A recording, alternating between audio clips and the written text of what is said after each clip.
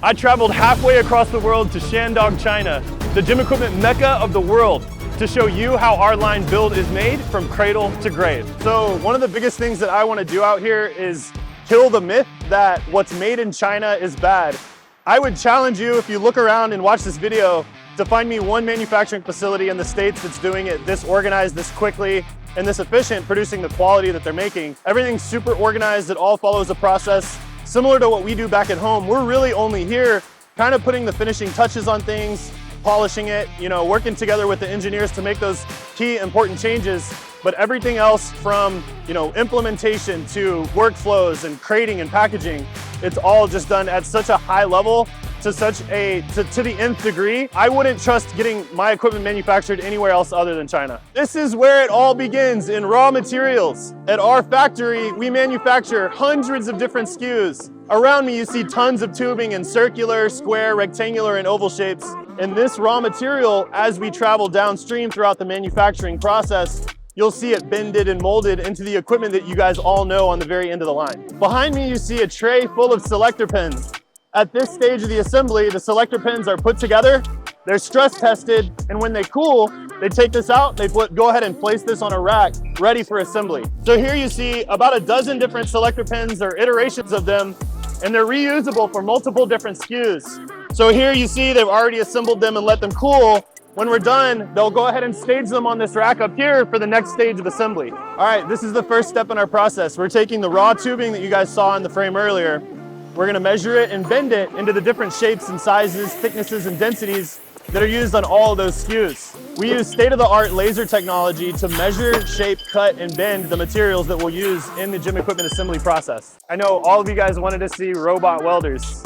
Here we are at the welding stage, so we've already seen how parts are made, kind of how they're cut and put together in these different modules getting ready to be welded together.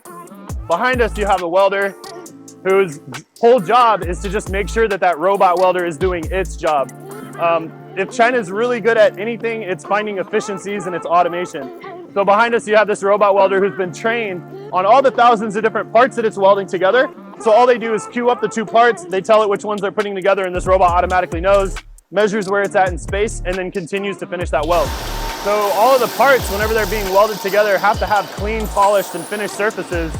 So behind me, you have this guy who's prepping the surface, making sure that it's nice and flat, it's nice and kind of roughed out, and it's ready to actually receive that weld cleanly so that there's no additional kind of material that gets put on whenever they put that weld together. All right, here's the pendulum squat that everyone loves. You can see these guys are kind of just double checking, making sure, stress testing all the different welds, making sure that nothing fractured during the process. From here, once they test it all, once they get it all kind of put together as much as they need to, this will then move into paint. Like we said, this place is super organized and neat, right? And what you're seeing here is all these different components that have been fabricated and they're ready to go together in the composite assembly. But some of these parts will work for multiple different machines. So they've inventoried all the different SKUs that these parts work with. They're ready for that parts and inventory guy to just come over here, grab it, mark down how many that he took, and then take off with it. The most impressive part of all of this is that they do this without a digital system. So we turned raw material into parts and components. We prepped, primed, welded them together. What's next? We're gonna make them pretty. It's time for paint. I'm gonna give you guys an inside tour, literally inside the powder coat machine, turning all of the parts and components into nice, pretty pieces that we can then put together to create the actual machine. Okay, so these huge drums and these huge cylinders hold all of the parts and materials for powder coat. Once the part comes down the line, you see these guys behind me spraying the powder material onto the actual machine itself. Now, powder coat is different from standard paint. It lasts much longer, it's much more durable, and all in all, it just creates a better finished product. So it's spraying the material.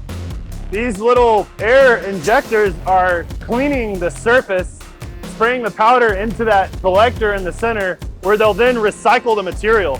So they'll reuse it, because it's expensive. So they try to save as much as they can. Okay, so at this stage of the process, this is a sandblaster. It's probably the biggest one you've ever seen. All of these parts that are ready to go through paint, they'll come inside this machine. They'll hang up here, then they'll get blasted at thousands of PSI, cleaned, and then pushed into the paint job.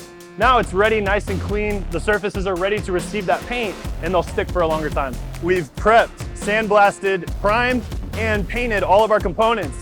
Now it's time for them to bake and cure.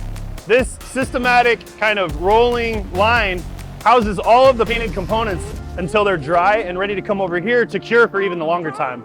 So here's some of our components on our build line. These have already been prepped, primed, and painted. Now they're curing. They have to cure for an additional 3 days before the assembly process can start. That 3-day cure time allows that paint to really solidify and last longer and just create a longer term, better finished product. Lots and lots of gym equipment needs lots and lots of pads. Let's go check out the upholstery station. Our line build features this really neat sacred geometrical pattern stitched into all of the pads. This is really kind of our trademark and what makes our line neat. Regular pad, build pad. Here you see the guys pre-assembling the machines. All of our parts have been put together and painted. Now they actually have to go in and put the machine together, A, to make sure that it's gonna work correctly, right? And B, just to make sure that all of the parts are there. One of the reasons that we went with this factory to partner and manufacture our build line is because they put everything together, test it multiple times before they disassemble it, package it individually, and crate it. This is a really common practice in Chinese manufacturing.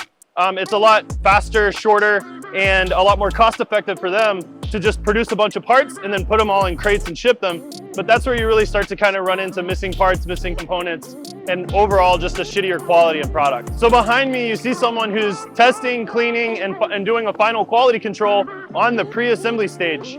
So the likelihood of something slipping through the cracks here in our testing process through the assembly line is slim to none. Having pre-assembly stages and various other cleaning elements packed in to that manufacturing line process on the very end of that line allows you to have fewer things that you actually have to worry about before you box it up and ship it. On the very last leg, we have 2 or 3 steps really that we have to take the machine through before we actually get it loaded into the container.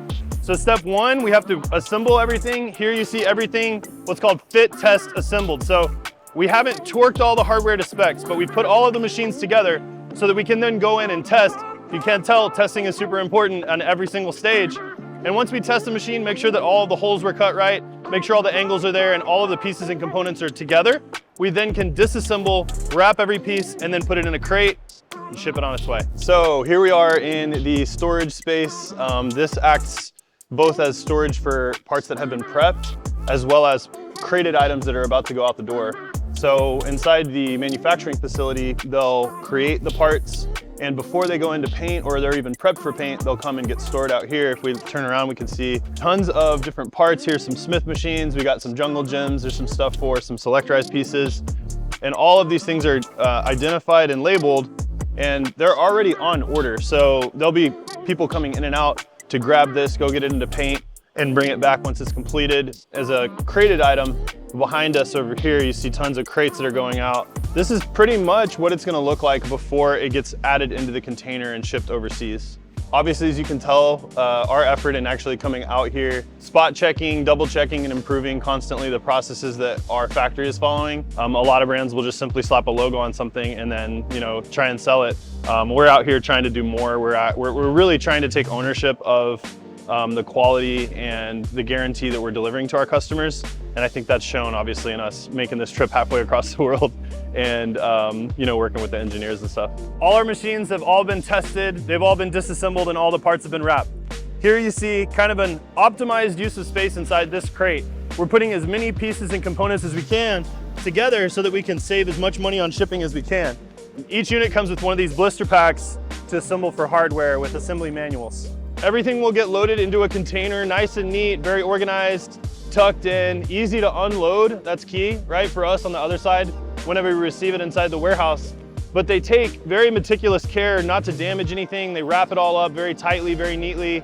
We see very, very minimal paint damage or any kind of damage on the other end inside the stage, which is a common thing that importers have to deal with, is damage during freight. So it's really beneficial to partner with a factory that cares just as much on the receiving side for their customers as they do on the manufacturing side. All right, we're here at the end of the line. This is a really surreal moment for me. We've been working really hard on this build project, and to actually see and use and feel in person what we're kind of calling our V2 after we made all the different iterations with the engineers and the design changes that we wanted to see from the first round. I'm really just impressed, and it's really exciting to see all this stuff. Yeah, just really excited to continue, coming out here, hopefully every 6 to 8 months, to really just, build the best product that we can possibly. This is us staying kind of invested and bought into our customers and creating great products. But to see the finished final result of months and even years of work and anticipation and a lot of love that went into it. It's really cool.